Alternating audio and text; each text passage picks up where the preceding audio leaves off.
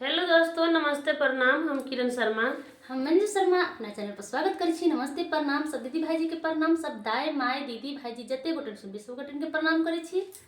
और हम दोनों देवरानी जेठानी बहुत प्यारा सा बहुत सुंदर सा झूमर गीत बनावे जा रहा है। अहाँ सब जरूर सुनब, कमेंट करके जरूर बताए। बहुत प्यारा सा गीत है और अहाँ सबके कमेंट के हम सब इंतजार करब।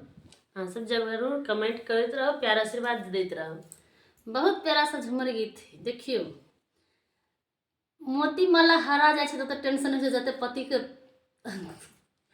प्यार लहरान रहे छथिन सबके। की कहूँ हे ओइ सौतिनिया पर गीत से जरूर अहाँ सब सुनब आ जरूर कमेंट करब। के बिछते या के रखते से देखबे करबे अहाँ सब। कहाँ गिरलै